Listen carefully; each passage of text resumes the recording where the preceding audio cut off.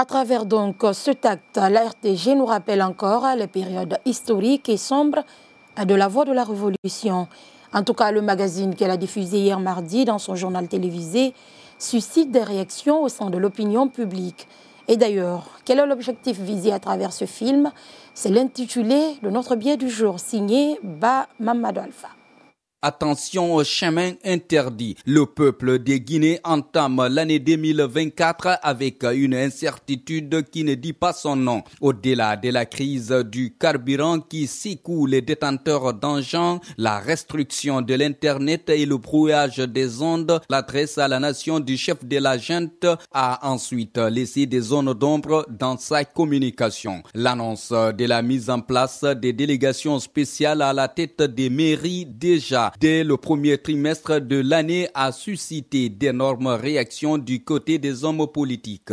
Cette décision du chef de l'État met non seulement terme au règne de ses élus locaux et trouble leur sommeil. L'autre pan de son discours parlant de l'organisation des référendums sans une date précise présage que le compromis dynamique de 24 mois sera très difficile à respecter. Vu toutes ces réalités, la direction de la communication et de l'information de la présidence nous sert encore un plat trop salé et pimenté à travers un magazine de 16 minutes montrant des personnes liées à une tentative de coup d'État avorté. Ce magazine ou film nous rappelle la théorie des complots pendant le premier régime. En tout cas, ce film est trop beau pour être vrai, même en regardant la nature des personnes qui composent le groupe des hommes impliqués dans cet attentat contre la sûreté de l'État. Non seulement le leader dit n'avoir pas de moyens ni d'hommes, ensuite un élève,